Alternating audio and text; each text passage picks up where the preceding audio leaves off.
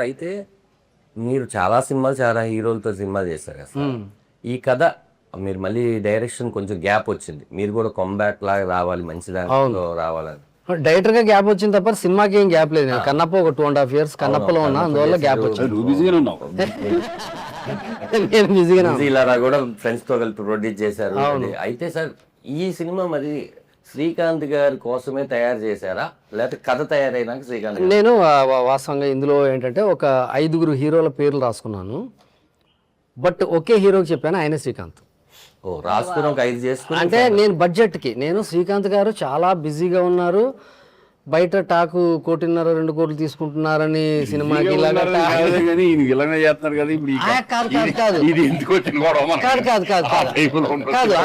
కాదు సార్, 100%. నా నమ్మకం ఏంటంటే శ్రీకాంత్ గారిని ఇంకా హీరోగా మర్చిపోలేనని నేను నమ్ముతున్నా, లేకపోతే ఈ సినిమా చేయను అసలు. మర్చిపోలేదు, వాస్తవం కూడా. ఆయన హీరో విలన్ గా చేసినా సరే బాధపడుతూ చూసే వాళ్ళు ఉంటారని నేను నమ్ముతాను. అరే మా శ్రీకాంత్ విలన్ ఏంటరా అని బాధపడుతూనే చూస్తారు. అట్లాగా అంటే మనం తెలిసిన వాళ్ళు బాధపడతారు, తెలియని వాళ్ళు బాగుంది క్యారెక్టర్ ఇప్పుడు కూడా. అంటే అలాంటి గోల్డెన్ హిట్స్ ఇచ్చి ఉన్నారు కాబట్టి మన ఆహ్వానం, గిల్లీ గజ్జాలు అవి ఇంకా గుర్తున్నాయి మనకి. ఉన్నాయి అసలు. ఒక ఫ్యామిలీ ఓరియంటెడ్ సినిమాల్లో ఆడవాళ్ళకి మన ఫ్యామిలీలతో కథలు వచ్చి తండోపతండాలుగా చూసే సినిమాలు శ్రీకాంత్ గారి సినిమాలు ఎన్నో ఉంటాయి, లెక్క పెట్టలేని ఉంటాయి ఆయన సినిమాల్లో. అంత ఫ్యామిలీ ఓరియంటెడ్ హీరో ఉన్నాడు. బట్ నాకు అప్పుడు వచ్చిన సమస్య ఏంటంటే రెమ్యూనరేషన్ ఎక్కువ అడుగుతారేమో, మనం బడ్జెట్ అంత రాసుకోలేదు. బడ్జెట్ 17 మిడిల్ క్లాస్ కదా, మిడిల్ క్లాసే బడ్జెట్ మిడిల్ క్లాస్. నేను ఒకటి నమ్ముతాను, నేను సినిమా ఎప్పుడు దాని కెపాసిటీని మించి వెళ్ళకూడదు అన్నది నేను నమ్ముతాను. శ్రీకాంత్ గారు కూడా ఎప్పుడు అలా వెళ్ళలేదని నేను ఫీల్ అవుతాను. ఆయన సినిమాలు అన్నీ చూడండి, హిస్టరీ. ఆయన సినిమా బడ్జెట్ ఇంత ఉంటుందంటే దాన్ని దాటి వెళ్ళదు, అది నొప్పి వచ్చేస్తుంది. అంత బరువు సినిమా పోయలేదు అనుకోండి, అది పెయిన్ సినిమా తీసుకోవాల్సి వస్తుంది, నిర్మాత తీసుకోవాల్సి వస్తుంది. సో అలాంటి తప్పు ఆయన చేయలేదు, నేను కూడా మ్యాక్సిమం చేయకుండానే వచ్చాను. సో ఆ తప్పు జరగకుండా బడ్జెట్ రాశాను. నిర్మాతల దగ్గర డబ్బు లేదని కాదు, ఆయన బోల్డంత డబ్బు ఉంది. ఆయన జీకే అని ఇంకో ఆయన ఉన్నాడు, ఆయన దగ్గర కూడా డబ్బు ఉంది. ఈయనకన్నా ఆయన దగ్గర ఎక్కువ ఉందని బయట ఎవరి దగ్గర అంత ఎక్కువ ఉన్నా కదా, బట్ ఏది కూడా డబ్బు అనేది చాలా ఇంపార్టెంట్. అంటే ఖర్చు పెట్టకూడదు. ఇప్పుడు ఖర్చు పెట్టి అవసరం ఈ సినిమా మీద లేని అన్ని ఖర్చు పెట్టేసేసి తర్వాత రిలీజ్ అప్పుడు ప్రాబ్లం రాకపోవచ్చు, కానీ వాళ్ళకి బాధ ఉంటుంది, మనం పెట్టిన సినిమా పోయింది అని. బడ్జెట్ ఫిల్మ్స్ చాలా ఉంటాయి, బట్ ఇది హ్యాపీ. ఈరోజు సినిమా బిజినెస్ అయిపోయింది అంటే నాకే ఆశ్చర్యంగా ఉంది. ఈ అన్ని ఏరియాలు బిజినెస్ అయిపోయి ఈరోజు 17th రిలీజ్ అనేవాడికి నేను షాక్ లో ఉన్నాను. నాతో మన ఈ సినిమా నాతో పాటు ఎంత మిరాకిల్ అంటే, ఇందాక బిజినెస్ గురించి మాట్లాడితే సార్ మొత్తం అయిపోయిందంటే సీరియడ్ ఒకటి అవ్వాలి, అది కూడా అయిపోయేటట్టు ఉంది అనగానే నాతో పాటు మంగళగిరి బాబు గారు ఒక ఆయన ఉంటాడు. ఆయన సీరియడ్ ఎందుకు ఇస్తారు అనుకుని నేను ట్రైలర్ చూసాను, బాగుందన్నాడు. అంటే ఏదో ఒక రేట్ చెప్తే ఈ లోపల నాకు తెలిసి ఆయనకి తెలిసిన ఒక ఫ్రెండ్ సీరియడ్ డిస్ట్రిబ్యూటర్ ఫోన్ చేసి ట్రైలర్ బాగుందంట కదా, ఇదంట కదా. బాగుంటే దీన్ని అసలు మనం ఏం చేయట్లేదు, జనాలే మౌత్ టాక్తో తీసుకుని వెళ్ళిపోతున్నారు.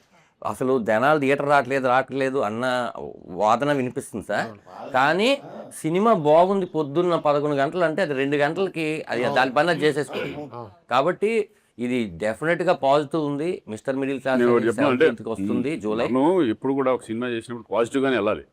ఆడియన్స్ వస్తారనుకునే వెళ్తాం, వచ్చినా రాకపోయినా మనం చేసేది ఏం లేదు, మన పని మనం చేసాం, మన పని మనం చేసుకుంటూ వెళ్ళడమే.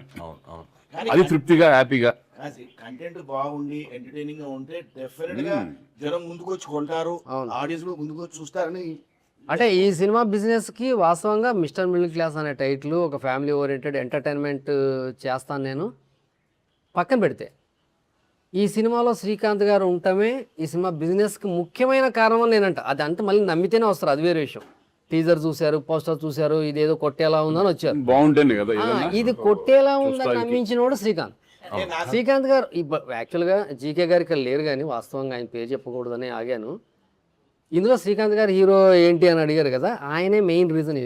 శ్రీకాంత్ గారు ఇందులో ఎంటర్ అవ్వడానికి నాకు శ్రీకాంత్ కావాలి ఈ సినిమాకి. కథ విన్న వెంటనే మనశంకర్ శివప్రసాద్ సినిమా చూసి వచ్చారు, ఫోన్ చేశారు చిరంజీవి గారిది చూసి, అన్న థియేటర్లో అసలు నవ్వులే నవ్వులన్న ఆ సినిమా, మనం ఒక కామెడీ సినిమా చేయాలి, అర్జెంటుగా నాకు కథ కావాలన్నాడు. మన దగ్గర ఉండేదే కథలు ఇప్పుడు కావాలి మేము ఎన్ని కావాలంటే అన్ని నమ్ముతాం, ఇంకా కథలు ఏం కావాలంటే ఓ కథ కావాలన్నారు. ఆయన అసలు ఒకే సిట్టింగ్ అంతే. ఈ కథ ఒక 20 నిమిషాలు కథ చెప్పాను, ఇంకా శ్రీకాంత్ గారు 1.5 hours చెప్పాను, ఆయనకు 1/2 hour చెప్పాను. చెప్పంగానే అదిరిపోయింది, ఇదే కథ చేస్తున్నాం, మీరు ఎవరిని హీరో అనుకుంటుంటే అది ఇది అని చెప్పాను. శ్రీకాంత్ గారు అయితే ఎట్లుంటుంది అన్న, అదిరిపోతుంది సార్ అన్న. అంటే మన మనసులో బడ్జెట్ అన్నది తొక్కి పెట్టేస్తాం, నిర్మాత ఓకే అన్నప్పుడు ఓకే అదిరిపోతుంది సార్ అన్న. బట్ ఆ తర్వాత శ్రీకాంత్ గారు చాలా కోఆపరేట్ చేశారు, అది అందుకే సినిమా కంఫర్టబుల్ అయ్యింది. అండ్ తను మొదటి నుంచి ప్రశ్న లేదు, సినిమా మన బాధ్యత, మన సినిమా చేస్తాం అంటే అది అది వీళ్ళు చేశారు ఒక ఫ్యామిలీ, ఇది అంతే, ఫ్యామిలీలో చేసుకుంటూ వెళ్ళిపోవడం.